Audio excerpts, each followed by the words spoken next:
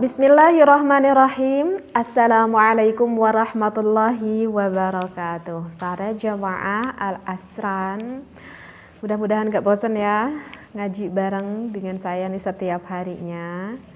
Jangan bosan ya, karena yang namanya ngaji itu adalah suatu kewajiban, bekal untuk kita menambah ilmu di akhirat kelak. Amin ya Allah ya Rabbal Alamin. Ini sebetulnya sih pembahasan di dalam bab puasa itu banyak sekali ya, banyak sekali. Dan sekarang juga saya masih pengen ngebahas tentang fikih yang berhubungan dengan puasa.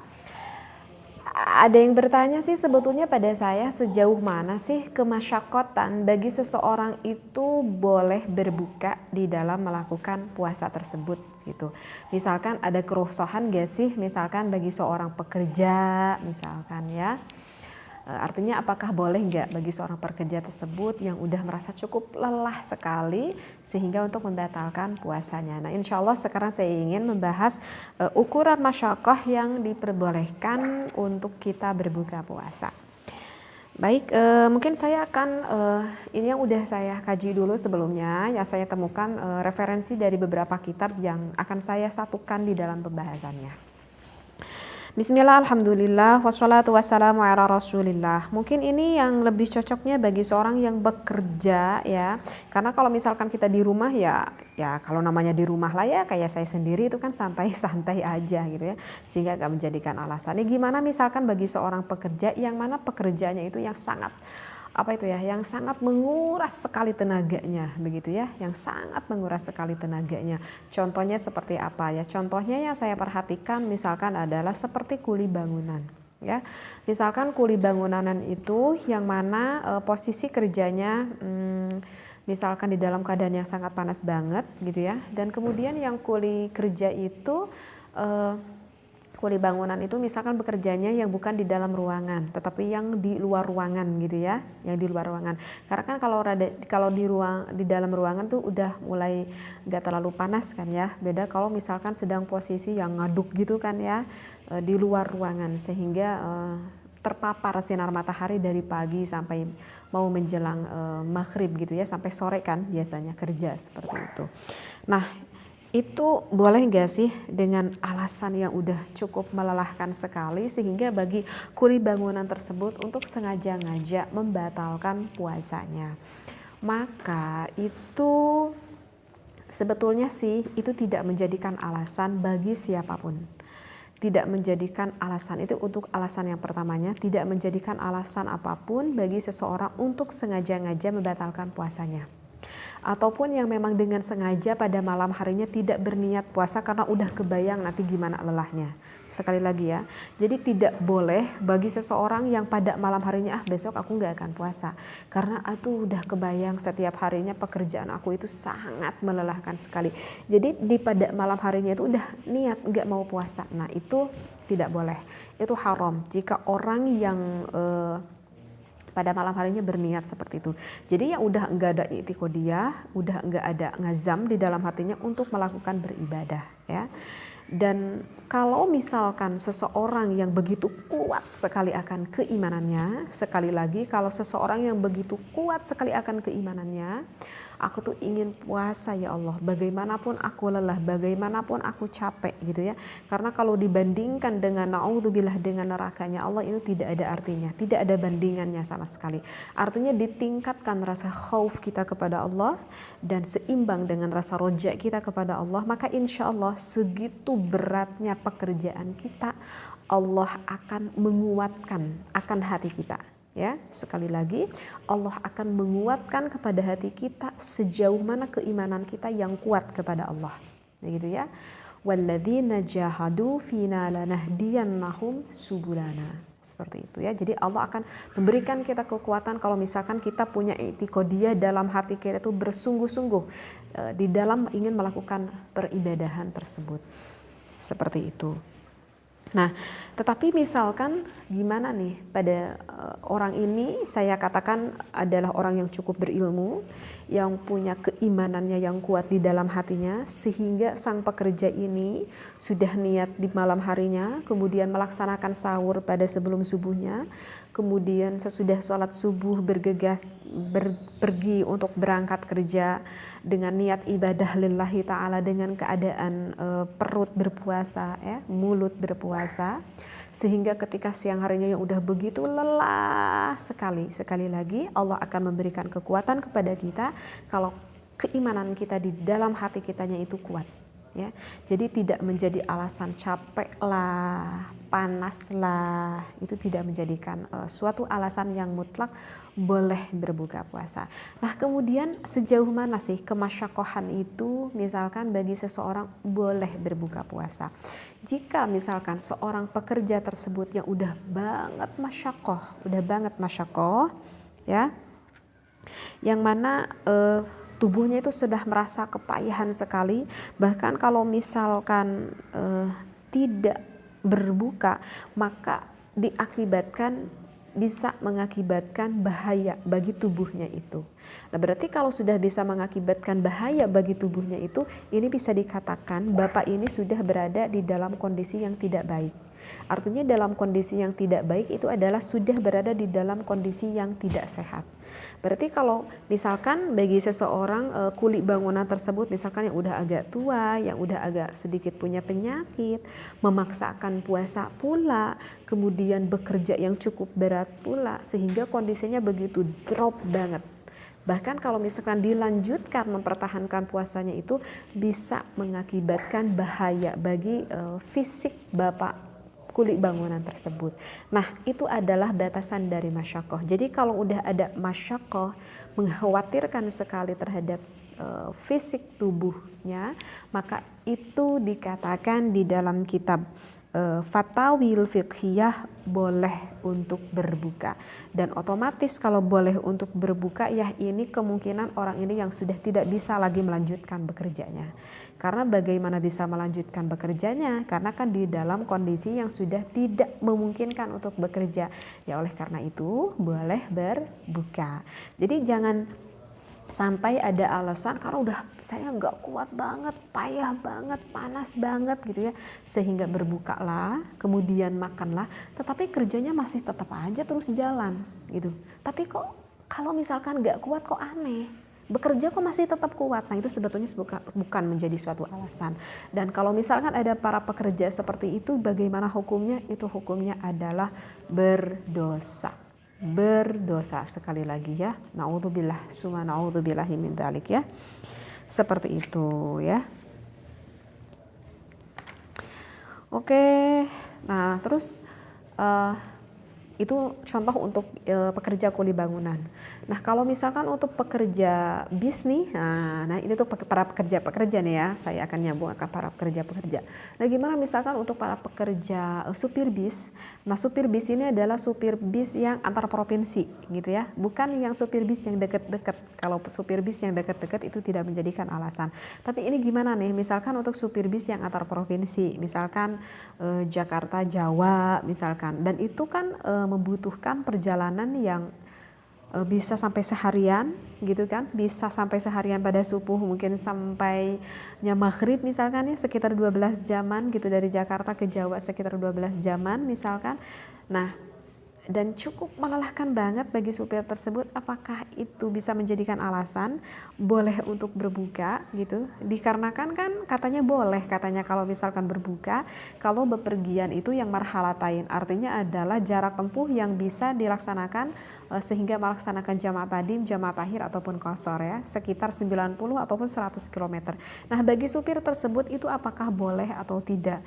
Nah, bagi supir ini tidak termasuk musafir, tidak termasuk yang sedang berada di dalam perjalanan. Berbeda dengan penumpangnya. Kenapa? Karena kan supir ini berbeda dengan penumpang. Karena kan supir ini kan setiap hari kerjanya seperti itu, Jakarta, Jawa. Udah gitu di Jawa pulang lagi ke Jakarta. Esok harinya pergi lagi dari Jakarta ke Jawa. Begitulah kan namanya pekerjaan. Setiap hari supir itu dilakukan. Berbeda dengan penumpang. Ya kalau bagi penumpang itu gak apa-apa Kalau misalkan dengan sengaja membatalkan puasa di jalan meskipun gak ada kerusuhan itu gak apa-apa. Tapi kalau bagi supir ya itu tidak bisa dengan sengaja-ngaja membatalkan puasanya tersebut ya. Meskipun ada maksud niat nanti deh aku kodo aja gitu, nggak bisa. Tetap aja wajib melakukan berpuasa kecuali, nah kecuali apa ya? Kecuali yang tadi. Kecuali kalau memang udah masyakoh banget ini kalau misalkan dilanjutkan berpuasanya sangat memadaratkan sekali bagi tubuhnya, berarti ini udah tanda kutip orang ini yang udah nggak sehat. Berarti orang ini yang udah memang dalam kondisi sakit, memaksakan diri untuk bepergian jauh seperti itu kan. Nah itu tidak apa-apa. Jadi ini alasannya sama ya, kalau ada kemasyakotan yang sudah membahayakan pada dirinya itu tidak apa-apa. Tetapi nggak boleh sekali lagi ya kalau untuk sengaja-ngaja. Nah itu misalkan untuk yang bekerja bagi seorang supir. Nah sekarang saya kasih contoh dari satu lagi. Gimana kalau misalkan bagi pekerja yang petani nih ya. Yang petani juga kan itu cukup melelahkan juga. Tetapi ini pada suatu ketika seorang petani ini misalkan petani yang ada di sawah gitu ya, yang suka garap sawah. Misalkan seorang petani. Jadi seorang petani ini kalau misalkan perawatan keseharian di dalam menanam padi itu misalkan nggak terlalu cukup melelahkan gitu. Tapi ini mah mau panen gitu. Sedangkan kalau panen itu misalkan serentak dan itu membutuhkan tenaga yang super ekstra misalkan. Sedangkan sedang berpuasa. Apakah itu juga bisa nggak sih menjadikan alasan bagi petani yang ketika mau panen misalkan panen di sawah gitu ya atau di ya sayuran apapun itulah misalkan ya, ini bagi petani ini. Boleh gak sih? Kalau saya udah baca-baca ya di dalam kitab Bughiyatul Mustarsidin pada Sahifah 100 ke-12 seperti itu. Itu sih ya tetap aja pada hukum mutlak awalnya itu tetap aja tidak menjadikan suatu alasan yang seperti udah tadi saya terangkan untuk sengaja-ngaja untuk membatalkan puasa, tidak dengan alasan capek lah, tidak dengan alasan lelah lah, tidak dengan alasan lapar lah, tidak dengan alasan haus lah. Tetap secara mutlak harus melaksanakan puasa. Nah, tetapi di sini bisa dikatakan boleh itu dengan ada beberapa syarat tertentu. Di antaranya itu adalah misalkan yang pertama nih, di dalam kitab Bughiyah ini dicarikan dulu solusi bagi petani tersebut. Dicarikan dulu solusi. Gimana ya besok itu saya tuh mau panen. Nah, di dalam kitab Bughiyah itu dikatakan bisa nggak sih panennya itu ditunda menjadi bulan Syawal gitu ya. Nah itu di dalam kitab itu dikatakan seperti itu. Bisa nggak sih panennya itu ditunda pada bulan Syawal? Karena kalau misalkan kamu memaksakan panen pada bulan puasa ini dan biasanya yang sudah itu sangat melelahkan badan yang sangat luar biasa sekali. Kalau begitu gimana deh panennya pada bulan Syawal aja. Nah seperti itu. Ngasih solusi ya di dalam kitab itu dikatakan itu. Tetapi misalkan petani itu menjawab ini nggak bisa kalau saya diundur pada bulan Syawal, karena kalau misalkan diundur pada bulan Syawal nanti memungkinkan misalkan sayuran-sayuran saya gitu yang harusnya panen ataupun padi ataupun apalah itu bisa mengakibatkan busuk misalkan ya, karena itu udah terlalu kadaluarsa misalkan kalau disyawalkan. Nah, berarti alasan ini udah nggak bisa ya, dikarenakan katanya nggak mungkin kalau Syawal. Oke. Untuk alasan yang keduanya, di dalam kitab itu ngasih lagi solusi ya kepada para petani. Bisa gak sih kalau misalkan panennya itu pada malam hari aja deh, gak boleh siang gitu. Kan kalau siang tuh kamu tuh lelah kecapean, gimana kalau terbalik aja, kamu tuh panennya pada malam hari gitu. Dalam kitab itu ngasih lagi solusi. Nah misalkan menjawab lagi nih seorang petani ini jawabnya gak bisa kalau misalkan panen pada malam hari karena gak kelihatan gitu ya. Misalkan saya tuh mau panen padinya itu bukan tanah yang kecil-kecil cuman beberapa tumbak, tapi ini misalkan panennya itu hektaran gitu ya, ini hektaran dan sedangkan gak mungkin memakai lampu ya, gak ada listrik dan tanahnya cukup luas misalkan hektaran. Nah sehingga ditepis lagi seorang petani tersebut, intinya berarti gak bisa nih kalau misalkan panen pada malam hari seperti itu. Nah itu udah ada 2 alasan ya. Nah, untuk alasan yang ketiga, misalkan puasanya itu yang sangat begitu membebani bagi petani tersebut, yang udah sangat begitu terbebani. Artinya adalah ketika memaksakan puasa tersebut yang udah yang sudah begitu sangat memasyakotkan banget kepada badannya. Jadi ini mah bukan, rasanya tuh udah bukan lemes lagi, udah bukan dikarenakan haus lagi, ya. Udah bukan dikarenakan lapar lagi, karena memaksakan ketika panennya udah begitu lelah kondisinya, ya sama alasannya, hampir-hampir kondisi fisiknya itu mau drop gitu ya, yang udah sangat mengkhawatirkan banget. Misalkan udah kayak orang yang mau dehidrasi gitu ya, seperti itu. Nah, itu bisa menjadikan suatu alasan bagi orang tersebut untuk berbuka. Nah, dan untuk catatan yang keempatnya itu adalah tetap bagi orang tersebut pada malam harinya harus niat melakukan berpuasa, harus ngazam pada besok harinya meskipun aku mau panen, aku tuh mau puasa dan aku akan berusaha sekuat tenaga aku untuk kuat melakukan puasa tersebut. Jadi artinya tidak boleh besok tuh aku udah tahu mau panen dan itu akan sangat melelahkan sekali, ya udah deh lah sekalian aja aku nggak puasa. Tidak bisa seperti itu. Kalau udah diniati seperti itu, ya udah kamu tuh orang yang sangat berdosa sekali. Jadi harus dikuatkan dulu hati kita, diniatkan kita mau berpuasa, makannya double deh kali sahur, minumnya double kayak ketika sahur gitu, agar nanti tenaganya itu bisa lebih kuat seperti itu ya. Nah, jika sudah hal itu terjadi, begitu ya, malamnya udah niat, udah punya keimanan, seperti yang udah tadi saya kasih keterangan pada awal, dan memang pada waktunya itu orang tersebut sangat memasyakotkan banget pada tubuhnya, maka hal itu diperbolehkan untuk berbuka, seperti itu. Nah, dan ketika berbukanya itu ya, bagi para pekerja-pekerja ini ketika misalkan udah uzur banget badannya, ketika berbuka, maka harus diniati berbukanya ini niat untuk menggunakan dispensasi lah begitu ya. Jadi bukan niat ada di dalam hatinya, ya sengaja aku tuh pengen buka dikarenakan aku udah gak kuat banget haus, udah gak kuat banget lapar, udah gak kuat banget lelah. Bukan seperti itu. Jadi niatnya kamu itu berbuka ya dikarenakan ada dispensasi, dikarenakan badan kita yang udah sangat memedorotkan, uzur banget badan kitanya, seperti itu ya. Nah, ya udah, dan untuk catatan yang terakhir tadi saya ingatkan lagi, tidak memiliki tujuan supaya berbukanya itu membatalkan kepada puasa kita ya. Seperti itu. Meskipun ada ya pendapat ulama lain yang berkata seperti Syekh Abu Al-Hasan Al-Bakri, itu hukumnya sih membolehkan secara mutlak kalau misalkan memadaratkan. Tetapi ya tetap aja ya yang didengar yang diutamakan yang udah barusan saya sampaikan. Nah, itu mungkin ya. Jadi sejauh mana dispensasi kita itu boleh berbuka puasa dikarenakan kemasyakotan seperti itu. Dan begitu juga kan kita itu boleh berbuka puasa itu kan dikarenakan dua ya.